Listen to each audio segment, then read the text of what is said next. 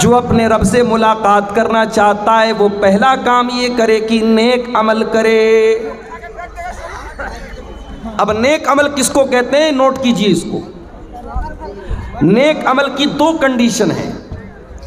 پہلی کنڈیشن یہ کہ آپ جو بھی عمل کریں خالص اللہ کے لیے کریں، اس میں کسی کو دکھانا مقصد نہ ہو۔ اگر ذرا سا بھی اس میں لوگوں کو دکھانا مقصد ہے تو اس کو شریعت میں ریا کہا گیا ہے، اور یہ ریا اتنی خطرناک چیز ہے کہ اللہ کے پیارے نبی نے اس کو شرک اصغر، اس کو چھوٹا شرک قرار دیا ہے، اور آپ نے کہا کہ میری امت میں مجھے سب سے زیادہ ڈر اسی شرک اصغر کا ہے۔ اتنی خطرناک چیز ہے یہ ریاکاری۔ قرآن کے 30ویں پارے میں ایک سورت ہے سورہ ماعون، اس سورت میں اللہ تعالیٰ نماز پڑھنے والوں کے لیے بد دعا لعنت فرماتا ہے، وَيْلٌ لِّلْمُصَلِّينَ الَّذِينَ هُمْ عَنْ صَلَاتِهِمْ سَاهُونَ الَّذِينَ هُمْ يُرَاءُونَ وَيَمْنَعُونَ الْمَاعُونَ۔ بربادی ہو، ویل ہو، جہنم ہو ان نماز پڑھنے والوں کے لیے جو نماز میں ریاکاری کرتے ہیں، دکھاوا کرتے ہیں۔ عبادت میں اخلاص ہونا چاہیے۔ اگر آپ یہ چاہتے ہیں کہ آپ کا عمل اللہ تعالیٰ کے قبول ہو تو وہ عمل صرف اللہ کے لیے ہونا چاہیے۔ اسی لیے قرآن کے 29ویں پارے میں جب اللہ تعالیٰ اپنے نیک بندوں کا یہ ذکر کرتا ہے، وَيُطْعِمُونَ الطَّعَامَ عَلَى حُبِّهِ مِسْكِينًا وَيَتِيمًا وَأَسِيرًا، میرے نیک بندے یتیموں کو کھانا کھلاتے ہیں، غریبوں کو کھانا کھلاتے ہیں، قیدیوں کو کھانا کھلاتے ہیں، اور کھانا کھلانے کے بعد کیا کہتے ہیں؟ انما نطعمکم لوجہ اللہ لا نرید منکم جزاء ولا شکورا۔ اے اللہ کے بندو، ہم تمہیں کھانا کھلا رہے اللہ کو راضی کرنے کے لیے، ہمیں تم سے کوئی بدلہ نہیں چاہیے، ہمیں تم سے کوئی شکریہ نہیں چاہیے۔ انا نخاف من ربنا یوما عبوسا قمطریرا، ہم تو تمہیں اس لیے کھانا کھلا رہے ہیں کیونکہ اللہ کا ڈر ہے ہمارے اندر، قیامت کے دن کا ڈر ہے ہمیں، اس لیے اللہ کے ڈر سے اور اللہ کے خوف سے ہم تم کو کھانا کھلاتے ہیں۔ پتہ یہ چلا کہ آپ کسی غریب کو کھانا بھی کھلائیں تو اللہ کے ڈر سے کھلائیں، لوگوں کے ڈر سے یا لوگوں کو خوش کرنے کے لیے اگر آپ کوئی نیک عمل کریں گے اللہ تعالیٰ کے وہ عمل قبول نہیں ہوگا۔ حضرت علی رضی اللہ تعالیٰ عنہ کے بیٹے شہید کربلا حضرت حسین رضی اللہ تعالیٰ عنہ کے ایک بیٹے تھے، ان کا نام تھا علی بن حسین، ان کو زین العابدین بھی کہا جاتا ہے۔ حضرت علی کے پوتے حضرت حسین کے بیٹے، نام نوٹ کر لو، علی بن حسین زین العابدین، ان کا انتقال ہوتا ہے، اور جب ان کو غسل دیا جانے لگتا ہے، نہلایا جانے لگتا ہے تو ان کی پیٹھ پر موٹے موٹے بورے کے نشان پائے جاتے ہیں۔ نہلانے والے پریشان، یہ تو اللہ کے نبی کے خاندان سے ان کا تعلق تھا، یہ تو نبی کے نواسے تھے، یہ تو نبی کے نواسے کے بیٹے تھے، ان کی پیٹھ پر یہ بورے کے نشان کیوں پائے گئے ہیں؟ ایسا یہ کون سا کام کرتے تھے کہ ان کی پیٹھ کے اوپر موٹے موٹے نشان پائے گئے؟ جب تحقیق کی گئی پتہ یہ چلا کہ مدینہ کی کچھ غریب فیملی تھی، مدینہ کے کچھ غریب پریوار تھے، جن پریواروں میں ہر مہینہ کوئی اللہ کا نیک بندہ مہینے بھر کا راشن ان کے گھر میں لے جا کے پہنچا دیا کرتا تھا، اور ہمیشہ رات کے سناٹے میں آیا کرتا تھا، رات کے اندھیرے میں آیا کرتا تھا۔ ان غریبوں کو کبھی پتہ بھی نہ چلا ہمارے گھر میں کون راشن لا کے دے دیا کرتا تھا۔ جب آج علی بن حسین کا انتقال ہوا اور ان کی پیٹھ کے اوپر وہ بورے کے موٹے موٹے نشان پائے گئے، تب دنیا والوں کو پتہ چلا ان غریب پریواروں کے گھر میں راشن پہنچانے والا کوئی اور نہیں تھا، وہ نبی کے اہل بیت کا اور نبی کے گھرانے کا ایک انسان تھا، وہ علی بن حسین تھے، وہ امام زین العابدین تھے، وہ حضرت حسین کے بیٹے تھے۔ تو نیکی اللہ کے یہاں وہی قبول ہوگی جو صرف اللہ کے لیے کی جائے، یہاں تک کہ اللہ کی راہ میں شہید ہو جانے والا، یہاں تک کہ رات دن قرآن پڑھنے پڑھانے والا اور یہاں تک کہ اپنا مال اللہ کی راہ میں خرچ کرنے والا۔ ابو ہریرہ رضی اللہ عنہ کی روایت ترمذی کے اندر اللہ کے نبی فرماتے ہیں قیامت کے دن سب سے پہلے جہنم کی آگ میں 3 لوگوں کو ڈالا جائے گا۔ اس میں ایک انسان وہ ہوگا جو دنیا میں اللہ کی راہ میں لڑتے لڑتے شہید ہوا تھا، دوسرا وہ ہوگا جو قرآن کا قاری تھا، جو قرآن کا عالم تھا، اور تیسرا وہ ہوگا جو بہت پیسے والا تھا اور اللہ کی راہ میں پیسہ خرچ کیا کرتا تھا۔ 3 بڑی بڑی نیکی کرنے والے سب سے پہلے جہنم کی آگ میں ڈالے جائیں گے۔ کیوں ڈالے جائیں گے؟ اس لیے کہ تینوں کی نیتوں میں کھوٹ تھا، تینوں کی نیتوں میں گڑبڑی تھی، تینوں کے اندر اخلاص نہیں تھا۔ اسی لیے اللہ فرماتا ہے فَمَنْ كَانَ يَرْجُو لِقَاءَ رَبِّهِ فَلْيَعْمَلْ عَمَلًا صَالِحًا۔ اے میرے بندو، اگر تم اللہ سے ملاقات کرنا چاہتے ہو، تم اپنے رب سے ملنا چاہتے ہو، تم جنت میں جانا چاہتے ہو، تو جو کام کرو وہ نیک عمل کرو، عمل صالح کرو۔ عمل صالح اسی کو کہتے ہیں جو خالص اللہ کے لیے کیا جائے۔ اور دوسری کنڈیشن، نیک عمل کی دوسری کنڈیشن یہ ہے کہ اس نیک عمل کے اوپر جناب محمد رسول اللہ کی مہر ہو۔ 15 شعبان کی تاریخ ابھی گزری جس کو شب برات کا نام دے دیا گیا۔ ممبروں پر کھڑے ہو کر کے فضیلتیں بیان کی گئی کہ 15 شعبان کا روزہ رکھنے سے یہ ملے گا، 15 شعبان کی رات میں تہجد پڑھنے سے یہ ملے گا۔ حالانکہ ایک بھی روایت شب برات کی فضیلت میں ثابت نہیں ہے، ایک بھی روایت۔ لوگوں کو حلوہ کھانا تھا، حلوہ کھانے کے لیے دین کو بدنام کیا گیا، اور یہ کہانی گڑھی گئی کہ اللہ کے نبی غزوہ احد میں جب آپ لڑ رہے تھے تو آپ کے دانت ٹوٹ گئے تھے اور آپ نے حلوہ استعمال کیا تھا، اس لیے ہم حلوہ کھا رہے ہیں شب برات کے موقع پر۔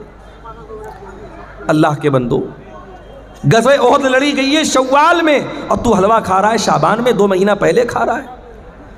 اور وہ کون سا حلوہ تھا جو نبی نے کھایا تھا دانت ٹوٹنے پر؟ ہمیں تو کہیں کوئی دلیل نہیں ملی۔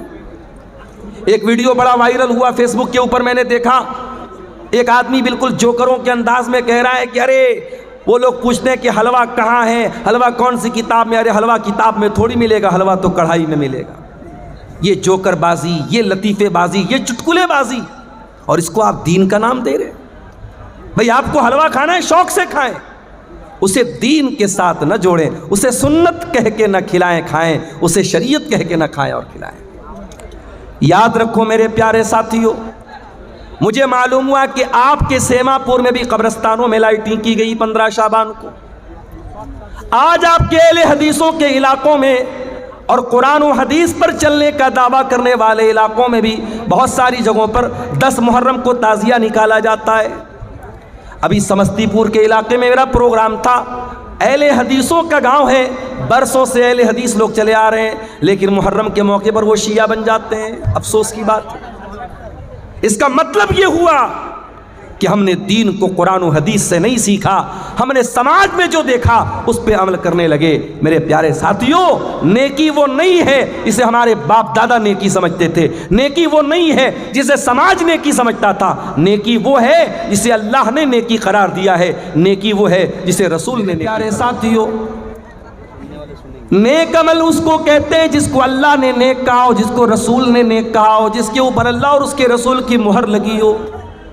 کبھی آپ نے غور کیا، نماز 5 ٹائم کی ہم پڑھتے ہیں، کوئی اللہ کا بندہ ہے اور 6 ٹائم کی نماز پڑھنے لگے تو ہم کہیں گے بھائی یہ کہاں سے آ گئی؟ وہ کہے گا میں نماز پڑھ رہا ہوں، کون سی غلط بات ہے؟ تو ہم پوچھیں گے تو نماز پڑھ رہا ہے لیکن اس کی دلیل کیا ہے، اس کا ثبوت کیا ہے؟ شریعت کے نام پہ اور دین کے نام پہ جب کوئی آپ کام کریں گے تو یہ پوچھا جائے گا کہ دلیل کہاں ہے، ثبوت کہاں ہے۔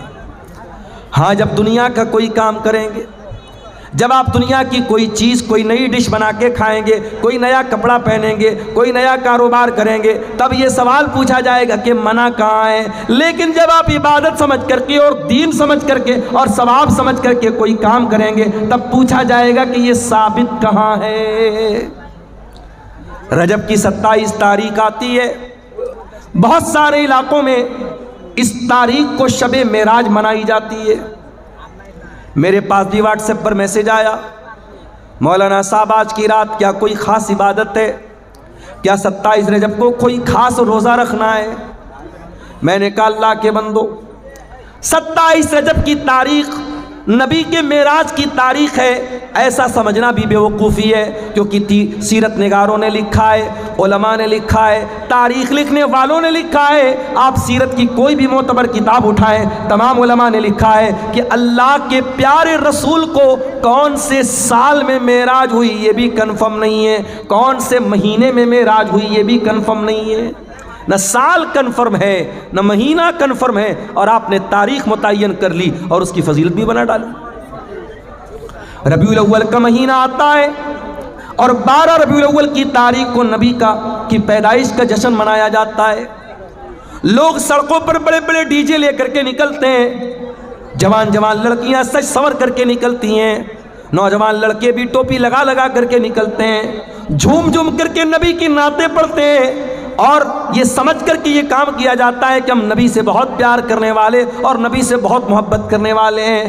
یاد رکھو میرے پیارے ساتھیوں، ہم نبی سے جتنا بھی محبت کا دعویٰ کر لے، ہم ابو بکر سے زیادہ تو نبی سے پیار نہیں کرتے، ہم عمر سے زیادہ تو نبی سے پیار نہیں کرتے، عثمان سے زیادہ تو نبی سے محبت نہیں کرتے، ہم علی سے زیادہ تو نبی سے محبت نہیں کر سکتے، ہم صحابہ سے بڑھ کر کے نبی سے پیار نہیں کر سکتے۔ جب صحابہ نے نہ کوئی جلوس نکالا ہے نہ کوئی جشن منایا ہے، ہر سال ربیع الاول آتا رہا، 12 تاریخ آتی رہی، جب صحابہ نے کوئی جشن نہیں منایا، اس کا مطلب کہ یہ جو دین سمجھ کر کے آپ 12 ربیع الاول کو منا رہے ہیں، یہ میڈ ان انڈیا ہے، یہ دین میڈ بائی رسول نہیں ہے، میڈ بائی اللہ نہیں ہے، یہ میڈ بائی ہیومن ہے، یہ آپ کے ذریعے بنایا گیا دین ہے، اور جو انسانوں کے ذریعے بنایا گیا دین ہو وہ دین شریعت کے اندر وہ آتھینٹک نہیں ہے، اور شریعت میں اس عمل کو نیک نہیں مانا گیا ہے۔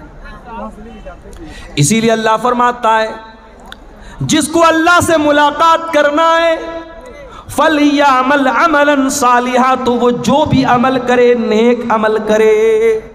ایک بات بولوں، اللہ تعالیٰ کے ہاں کوانٹیٹی نہیں دیکھی جائے گی، اللہ کیا کوالٹی دیکھی جائے گی۔ کتنا عمل کر کے آئے ہو، اللہ کیا یہ نہیں دیکھا جائے گا، کیا عمل کر کے آئے ہو اللہ کیا یہ دیکھا جائے۔ بہت نماز پڑھ کے آئے لیکن سنت کے خلاف پڑھ کے چلے آئے۔ ابھی آپ بنگلہ دیش کا ایک ویڈیو شاید آپ نے دیکھا ہوگا، ایک مولوی صاحب مائک پر بیٹھے اور اللہ اللہ اللہ کر رہے ہیں، پبلک جھوم رہی ہے، اس کو بھی دین سمجھ کے کیا جا رہا ہے، اس کو بھی شریعت سمجھ کر کے کیا جا رہا ہے۔ یاد رکھو میرے پیارے ساتھیوں، آپ کے عمل کی کوانٹٹی اللہ تعالیٰ کیا نہیں دیکھی جائے گی، آپ کے عمل کی کوالٹی دیکھی جائے گی۔ اسی لیے اللہ تعالیٰ قرآن کے 29ویں پارے میں فرماتا ہے الذی خلق الموت والحیات لیبلوکم ایکم احسن عملا، اللہ نے موت کو پیدا کیا، اللہ نے زندگی کو پیدا کیا تاکہ اللہ تمہارا امتحان لے کہ کون بہتر عمل کرتا ہے، کون اچھا عمل کرتا ہے۔ اللہ نے یہ نہیں کہا کون زیادہ عمل کرتا ہے، اللہ نے کہا ہم آزمانا چاہتے کہ کون اچھا عمل کرتا ہے۔ تو یہ پہلی کنڈیشن ہے، اللہ کے یہاں کامیاب ہونا ہے تو پہلی کنڈیشن کیا ہے؟ آپ عمل کرو، کون سا عمل؟ نیک عمل کرو، عمل صالح کرو، جس کو شریعت نے عمل صالح کہا ہے۔ اور دوسرا کام کیا کرنا ہے؟ وَلَا يُشْرِكْ بِعِبَادَةِ رَبِّهِ أَحَدًا، اور اپنے رب کی عبادت میں کسی کو شریک نہ کرنا، کبھی شرک مت کرنا۔ علامہ ابن تیمیہ کہتے ہیں اس آیت میں اللہ نے 2 سوالوں کا جواب دیا ہے، عبادت کس کی؟ عبادت صرف اللہ کی، اور عبادت کیسی؟ عبادت رسول کے جیسی۔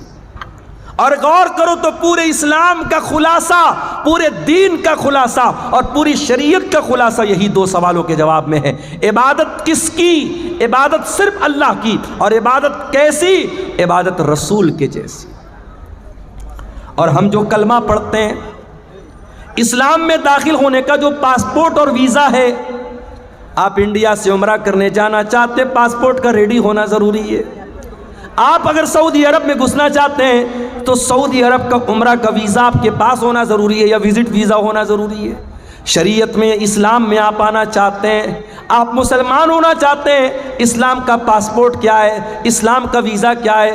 اشہد ان لا الہ الا اللہ واشہد ان محمدًا عبدہ ورسولہ، میں گواہی دیتا ہوں اللہ کے سوا کوئی عبادت کے لائق نہیں، اور میں گواہی دیتا ہوں کہ محمد صلی اللہ علیہ وسلم اللہ کے بندے اور رسول ہیں۔ یہی تو ہے ہمارا پاسپورٹ، یہی تو ہے جنت کا پاسپورٹ، یہی تو ہے اسلام کا پاسپورٹ۔ اور اس میں دو چیزیں ہیں، میں اللہ کے سوا کوئی معبود نہیں، اس کی گواہی دیتا ہوں۔ یہ پہلے سوال کا جواب، عبادت کس کی؟ عبادت صرف اللہ کی۔ اور دوسری گواہی کیا دیتے ہیں؟ وَأَشْهَدُ أَنَّ مُحَمَّدًا عَبْدُهُ وَرَسُولُهُ، اور میں گواہی دیتا ہوں کہ محمد صلی اللہ علیہ وسلم اللہ کے بندے اور اللہ کے رسول ہیں۔ او براری والو، او سیما